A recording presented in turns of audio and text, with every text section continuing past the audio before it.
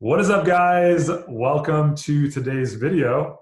And I'm here with my client, Dan Moretti of Land of Strength, probably some of my favorite clients, absolute badasses and machines, and just overall good people, which is more important to me than anything else. So, obviously, this is kind of a story of their success, what they've done well in the last 90 days. And him and I are just going to chat. So, Dan, take the floor. What do you guys do? Who are you? And why are you so awesome? I'll preface the conversation by saying that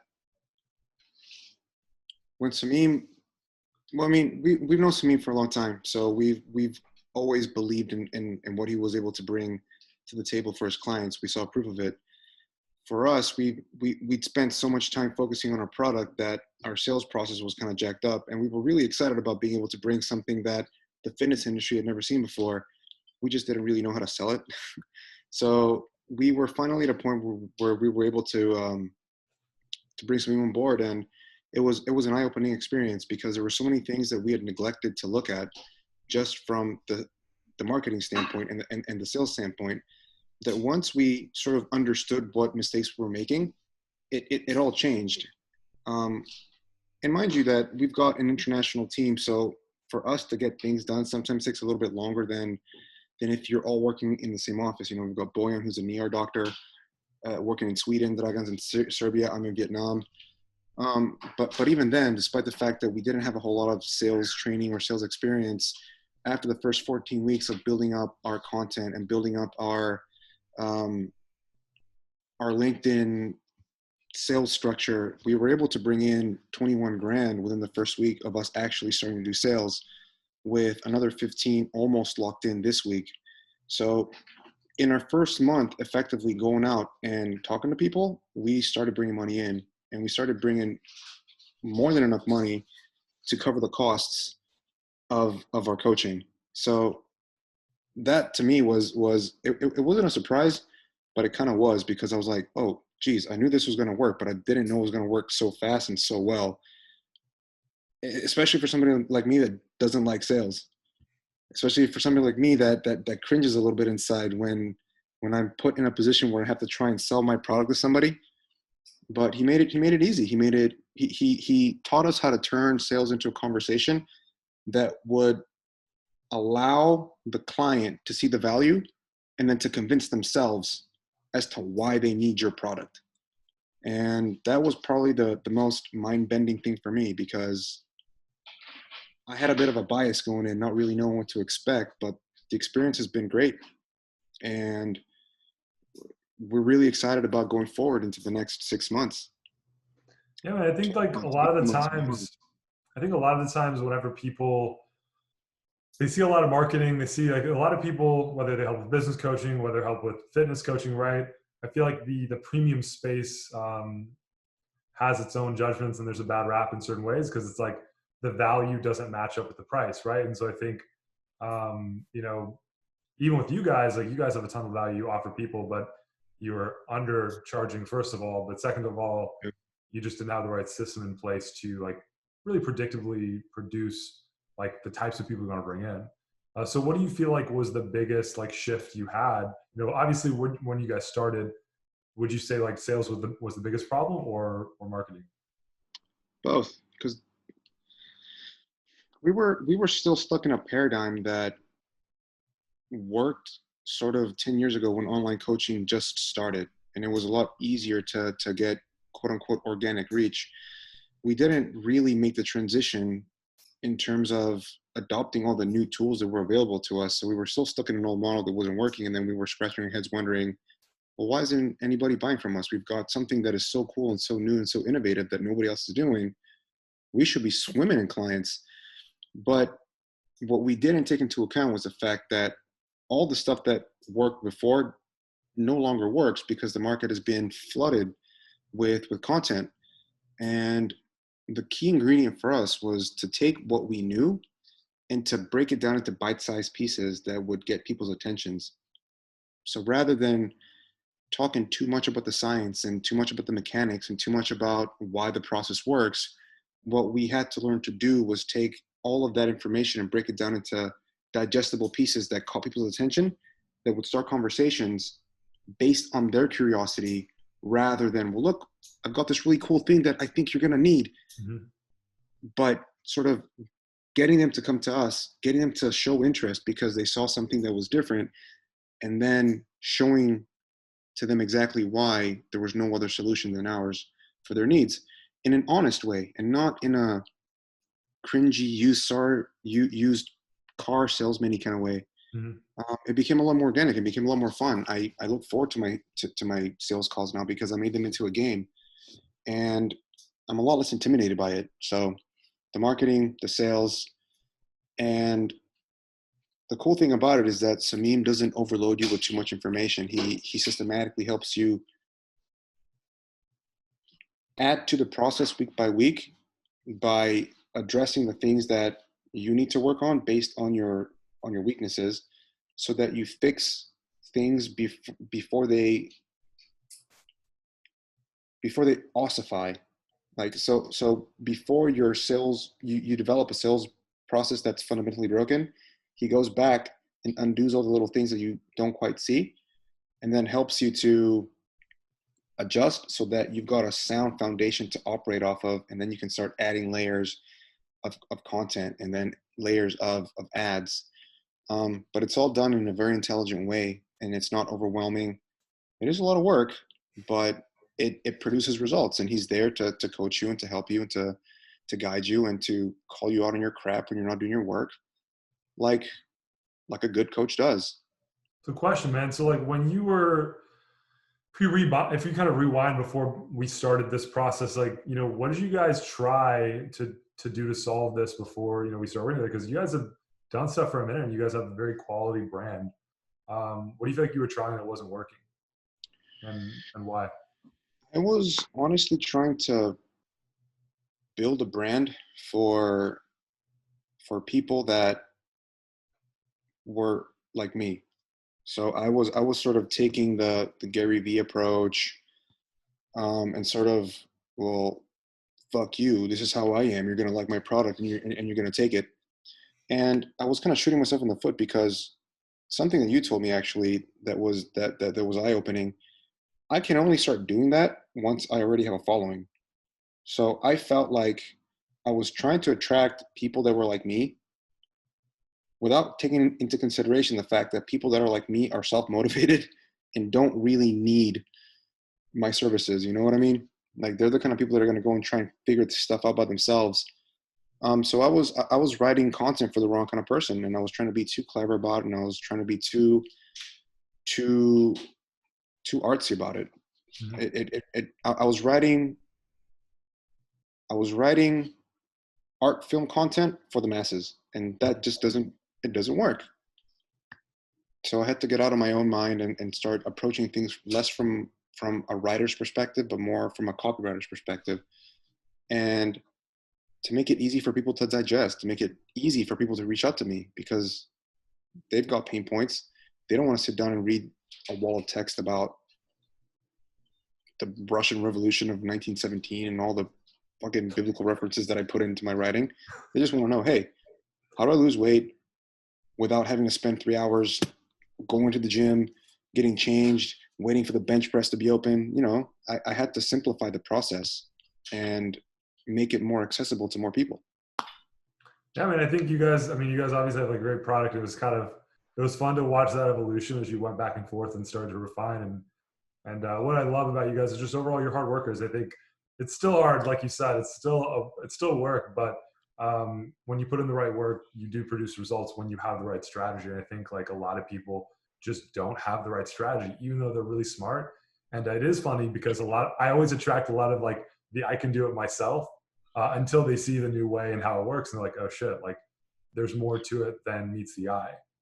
That's exactly it. And it's not really about a matter of smart. It's more of a matter of, I don't have this skill, and Samim can show me how to do it in a way that still allows me to retain my voice, my personality, and I don't feel like I'm selling out. I'm feeling like I'm able to develop my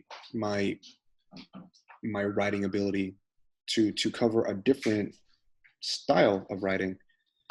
And again, it's very organic. I don't feel like I've had to sell my soul to the devil, so to speak. I can still do what I want in my own way, just in a more effective way. It's it's great. It's humbling.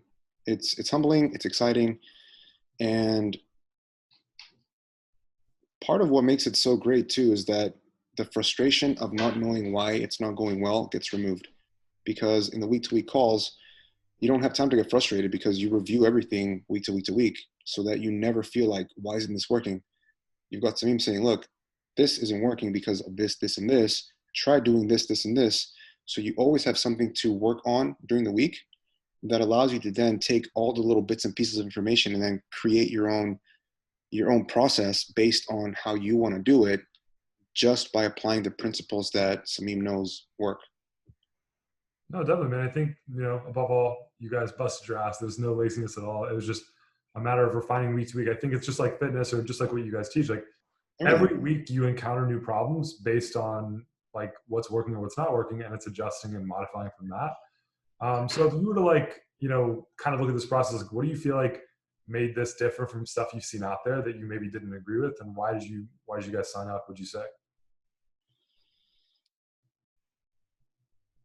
Like if you're looking at somebody who's, let's say, on the fence or in the same position as you back when you decided to sign up, what would you say to them? This is okay. So I'm going to answer this in two parts. I'm going to get back to what you were saying in terms of what advice I would give myself. I think what what turned me off from going ahead and getting a sales and marketing coach, so to speak, was one, the fact that I have a I have an MBA and I've got a master's in international business on top of that. So I kind of I was kind of blinded to the fact that a lot of my knowledge was theoretical, and I didn't have the sort of the experience needed to dive into the digital marketing side of things, because that just wasn't something that I had a lot of experience in. I was always more